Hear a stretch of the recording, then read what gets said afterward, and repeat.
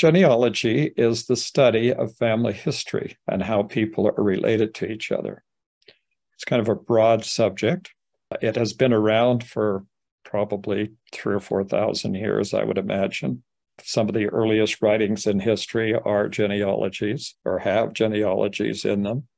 And it became, during the 1800s, it was a big deal, mainly because people were interested here in the United States in determining whether they had royal ancestry or had some ability to receive an inheritance.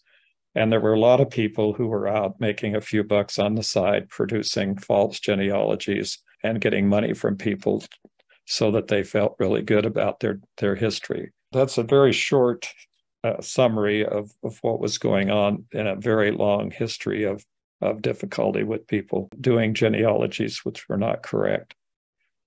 And here's the other downside of that, obviously, is that we've inherited a lot of that. And so you're likely, and if you keep looking long enough, you may actually find one of those lines that's been incorporated into some part of someone's genealogy about your family. So you need to be very careful when you are doing your genealogy to establish some actual historical records that substantiate the information that you're trying to acquire about your family.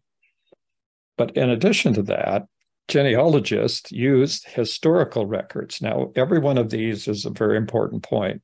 A genealogy should be and is necessary that it be established by the use of historical records. That means we need to go back in and look at the records. Also, oral interviews, that's perfectly valid, and genetic analysis to trace a family's lineage. Of course, genetic analysis is what we call DNA.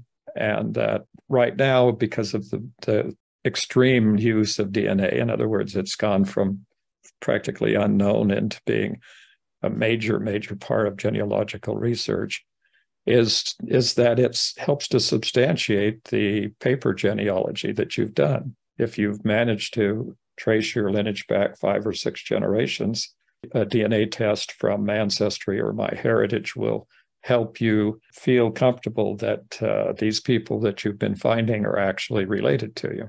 These are great advances in what we have now today in genealogy. But when you get right down to it, your genealogy is really the story of your family. This is a photo of part of my family. The person sitting over there on the left with the long beard is my great-great-great-grandfather. And these are all his children. And if you look down at one of the really little tiny baby kids there, one of those is my father. And my grandmother is sort of in the middle of the group of people. She's wearing a white dress and she's looking straight ahead. She's standing next to a guy with a mustache and a tie.